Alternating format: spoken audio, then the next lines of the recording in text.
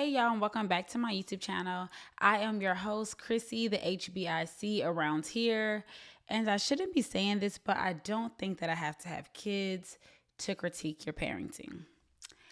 Before I get into that, before you girls get your feathers ruffled because we know you love to tussle, I had to really throw that in there because I've always wanted to say that. I know how you girls love to tussle, so let me not say this, but no, really, I know how you girls love to tussle. So before I even get into why I shouldn't be saying this, I want to talk about Insecure season 5.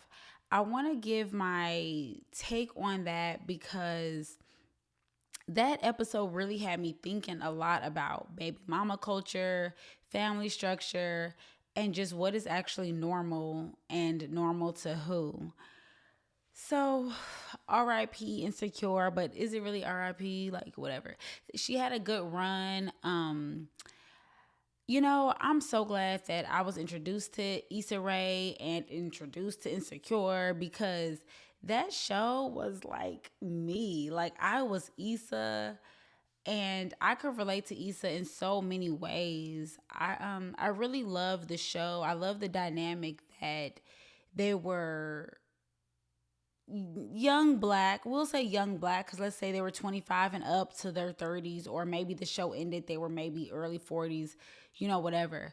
But I liked that they depicted not even black people in like this classy like way. They did depict, nice black people. But I like the fact that it was a little bit more realistic. Like I liked how they were friends. They all went to college together, but they were all in different walks of life, at the same time. Issa started out working for a nonprofit. Lawrence was looking for a job. Molly has always been a lawyer. I don't know what Kelly did. And for Tiffany. Because I always call her Amanda Seales. I never call her Amanda Seales' character by her name. I always call her Amanda Seales. But I think her name's Tiffany. Tiffany was married. Like, I don't even know if Tiffany worked. I don't know. I just know her for being married and with her college sweetheart, okay? So I really loved how everyone was just in different walks of life. Even Tiffany's relationship through all the seasons, like she was the one who maintained a relationship.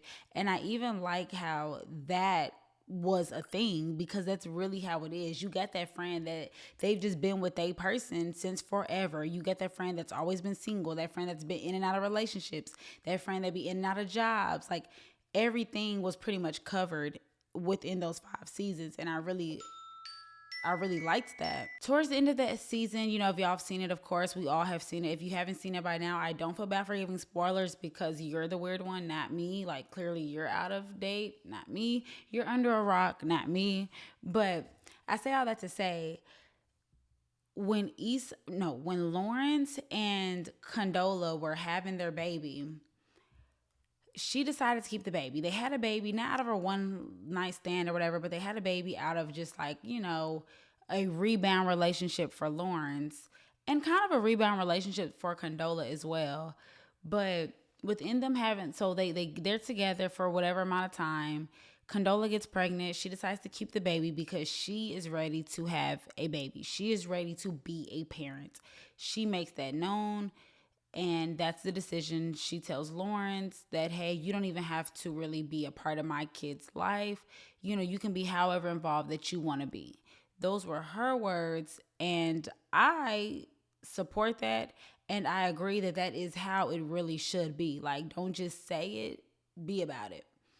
Anyways, once the baby is born, her and Lawrence are immediately trying to co-parent. I thought Lawrence was doing a good job. I thought he was doing everything he should have done. I thought he was doing a lot. Like at one point, I was like, dang, like, so if you and the person aren't together, like they should make it to every doctor's appointment or like they should make it to every event. Like if y'all are going to a little baby's 1 month, 1 year birthday party and your baby is 1 year, or your baby is 6 months and y'all about to take, let's say 1 year, let's be realistic. Y'all's baby is 1 year and y'all about to take y'all baby to another 1 year old birthday party. Like that should be something y'all could do together. Not necessarily should. There's no shoulds here because everyone do what you want to do.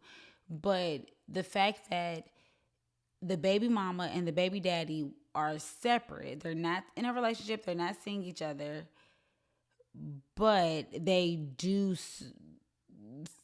things together as a unit, like as a family. That was a lot for me. I did think that was a lot initially, but then I thought about, if they really are not messing around and they really are doing things for the kid, then of course I was like, yeah, I definitely can see how that's cool. Nothing's wrong with that.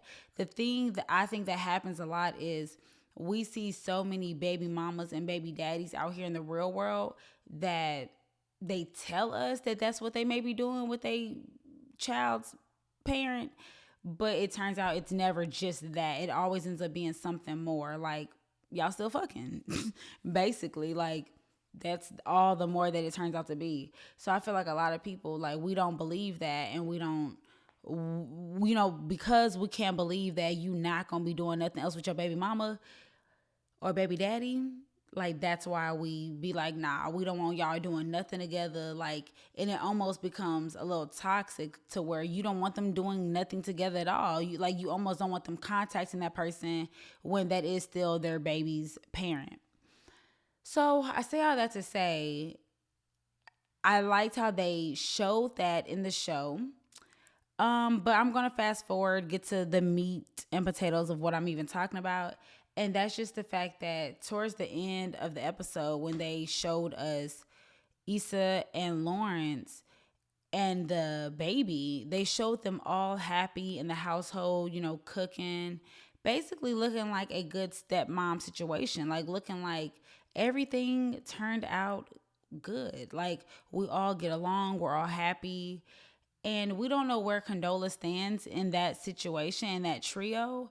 And I think that it doesn't matter. Like, Condola's no longer a part of this storyline when it comes to that. This is now their family, and Condola is just that kid's mom, and it's separate. But I like the fact that they showed Issa and Lawrence and the kid just together and happy, to show that it takes a village to raise a kid. I mean, I am stretching it here, but I'm just saying, like, it takes a village to raise a kid, and everyone should be able to get along like family. And I'm reaching when I say that from that episode, because it's a show. I don't know what happened. Like, we don't know what happens after that. We don't know if Lawrence and Issa and Condola are dealing with Babymama drama every weekend and they arguing over who gets the kid. We don't know that. Those are little details that we don't know. But in the grand scheme of things, that's how I was brought up, like seeing things just kind of work more functionally. And maybe even if I didn't see it, if it wasn't functional, I didn't hear about it being dysfunctional. So it didn't happen. I didn't see that.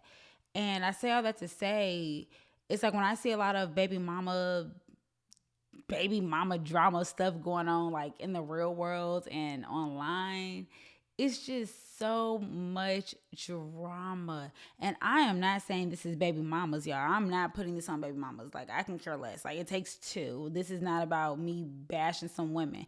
I'm not for women more than I'm against them, and vice versa. It's just, we all equal playing field out here. It's almost like, if you want things to work out with people, like if you want things to work out and things to be seamless, people look at that like that's imaginary, or they look at that like it's just unreal, unheard of, or just so hard to accomplish, when it's like, but if you move with the kid being first and the kid being priority, how else could anything else work? Like, if that is the actual priority, then everything else would really fall seamlessly. Now, this is where I shouldn't be saying this, but I don't have kids, and I do feel like I can critique people's parenting. I was parented. Y'all, I didn't get here out of thin air. I was parented. I got here by a parent. Someone raised me. And someone made mistakes and someone did a good job. Someone did the best they could. But I think that I don't have to have kids to critique how someone parents because I was parented. Like I don't like that type of logic. Like, don't get me wrong. I do understand the part of I may not know how it feels to have a baby and stuff like that. Like, I'm not comparing a baby to a dog, like nothing like that. I get the gist of what you're saying, of what people say when they say that. I do. I'm not insensitive to that. But I think that it's really strange. And I think it's a reach to say that people without kids can't critique parents, because just because a person isn't in the exact same situation as you doesn't mean they cannot provide insight, wisdom, like enlightenment. Like, I just don't agree with that. I feel like a lot of things that we have found out in the world are like predictions. Like, everything is kind of found out by like making an assumption first, or giving your idea or your thoughts on something first, and then you can investigate it and see if it's true or false, or see if it works or it doesn't. So I can put up my critiques first and say what I think is best and say what I think I would do and all of that up front.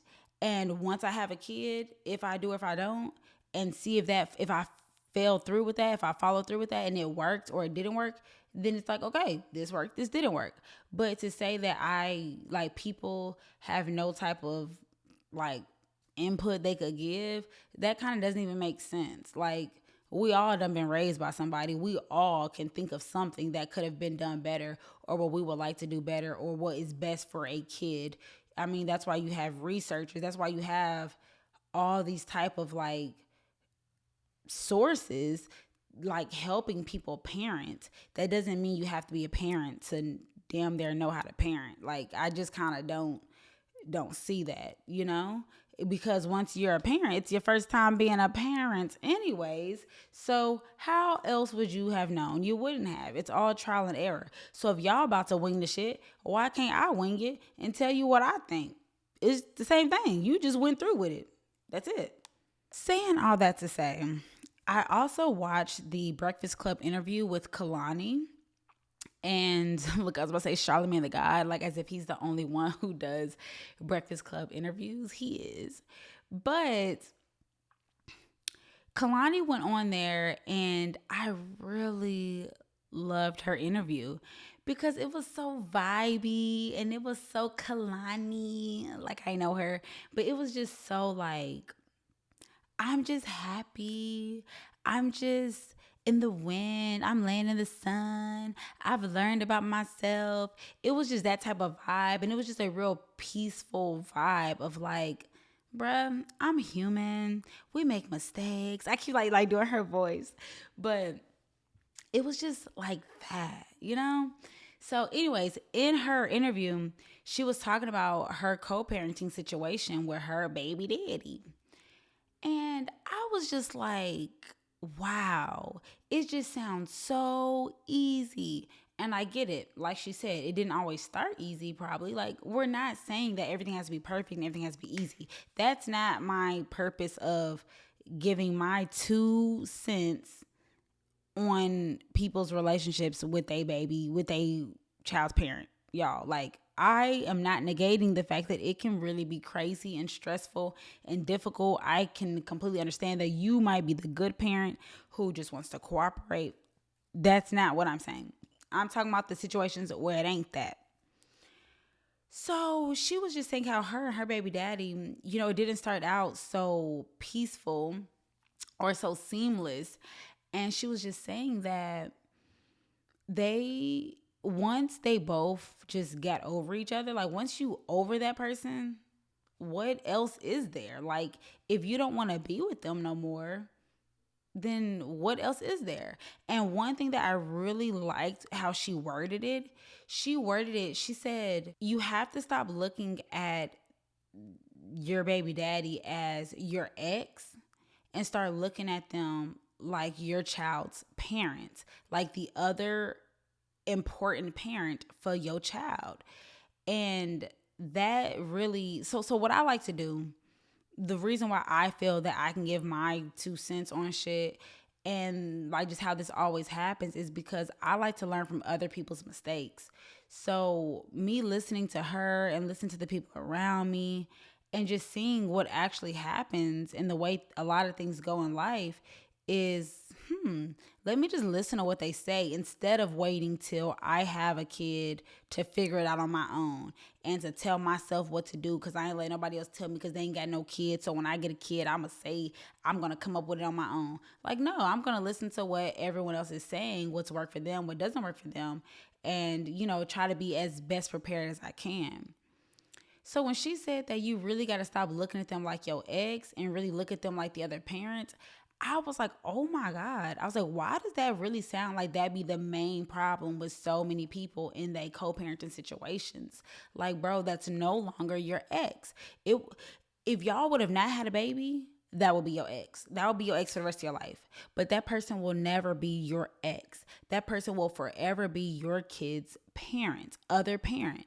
So the same way you want all these type of rights, the same way you want your respect and you want time with that baby, is the same way the other parent wants time with their kid, wants memories, wants, they want responsibility too. If they're a good parent, they want that responsibility too. They want to be a part of raising that individual and molding them how they are as well. So it just always blows my mind, the whole baby mama type drama. And I'm like, once again, I hate I keep doing these disclaimers, but I'm only saying baby mama because that's just like the household name. We don't really say baby daddy drama, we say baby mama drama. So there's that. Kalani also mentioned that her and her baby daddy are a team. They don't even see each other as like, I don't know, I don't put words in her mouth, but they are a team and they handle everything like a team. And I just really thought that was really cool. It really sounded like I'm not trying to, have sex with this person no more. We're just really just family. And at the least bit, if we're not even family, we're a team for this little kid. And I thought that was really cool. I wish that more people can really do that, can really do that. It's so much I could say about baby mama drama and stuff just because it's real life. I see it. I was raised by a single parent. Like, we all have these experiences with like, kids and family. It's actually what happens. It's so much I could say about it. I just want to say that I don't know what it really boils down to, because I want to say it boils down to, okay, breaking generational curses and putting your kid first, then you won't have these issues. But it's really not. It really starts with that person. People really, of course, have problems. We know that. We could talk about people all day long. We could point the finger like endlessly. But it just boils down to accountability. You got to be honest. You got to be honest with yourself about, am I hurt? Am I mad? Do I regret this? Am I resentful towards this person?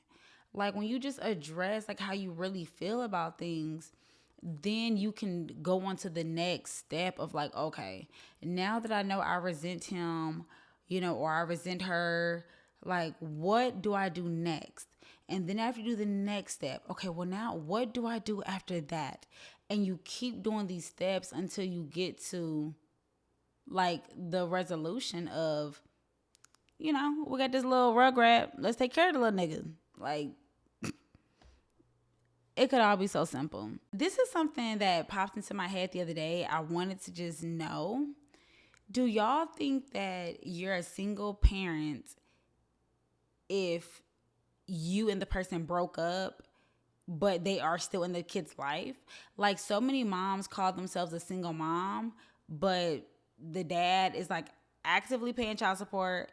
The dad is actively in the kids' lives. Like, he get these kids every weekend. Like, it's like a thing. And the mom will be like, oh yeah, I'm a single mom.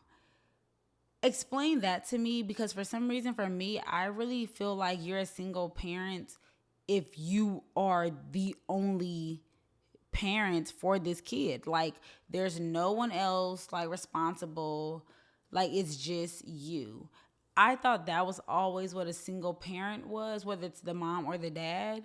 But I've been seeing a lot of like people will get like a divorce and be like, I'm a single parent. And I'm like, but you got these kids got a good daddy. Like, this nigga adopt me. So I just gotta always wondered about that. I don't know. Y'all tell me, like, what defines a single parent? I mean, the way I be raising these niggas, I'm a single mom. Like, for real. So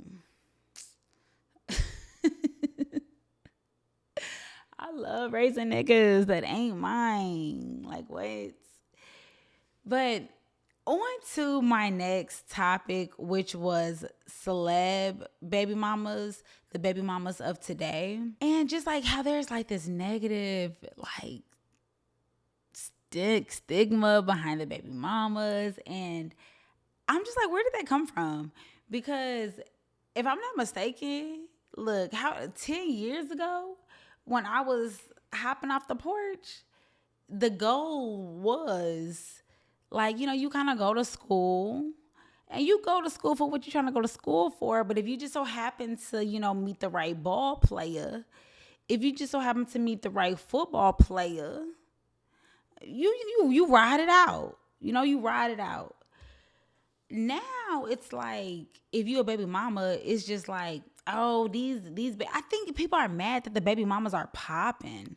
Like, that's what I think people mad about. It has to be that the baby mamas are beautiful, their body is done, they got money, they're able to live a life of taking care of their kid, doing what they want, creating their businesses. But the thing about it is, that's always what's been going on. Or even if it wasn't always what was going on, you would be a baby mama and be a housewife, but you're still, and we just wouldn't see your life. So maybe that's what it is, because we got or before, maybe what this is what it is. Back in the day, you weren't, I guess, a baby mama because you got wifed. So you did get wifed and you held out that marriage for 10 years and then y'all broke up. So that it was more so trapping him, like trapped to get the ring, where it's like now you trapped to get the baby.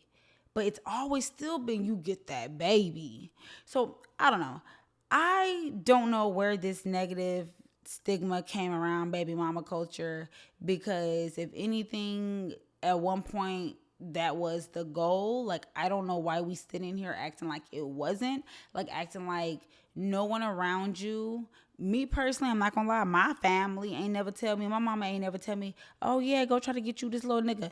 So I can get that. I'm not saying your mama's probably told you this. No, some mamas may. I don't know what goes on in people's household. My mama never told me to try to go pair up with no dudes to definitely have no baby. So that never happened. But I did meet a lot of homegirls, a lot of girls that I came across, college and not in college, that was like, girl, let's try to go get us like a ball player. Let's try to get us a dude. Let's try to like, ooh, we just need to get a nigga, trap a nigga. Let's not act like that has never been a thing. Like, if we're going to do this, we're going to have to be honest. Like, I can't do the lies. So the only thing I could really think of that people will be mad about the baby mamas of today is really just because we could see that they got that bag, and we could see that like they life. I think it's the fame that everyone is not jealous, but just kind of salty about, is that, damn, not only are like they getting paid, this and that, but they also like popular now. Like, you being a baby mama, you have an influence and you have fans, you have an audience, you have customers that are willing to buy anything you sell. I guess that's where the frustration comes, but that's just some hater ass shit. So you're just a hater. Like, at the end of the day, be honest with yourself and be like, why am I really mad? Because they not doing nothing but just living. They just making the best of the cards that was dealt to them. I don't see anything more of like how that can be an issue. But what do I know?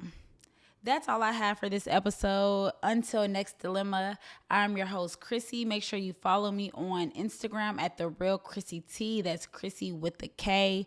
Also, follow me on Twitter. I run __ my mouth because I do. And yeah, I'll catch y'all in the next one. Bye, y'all.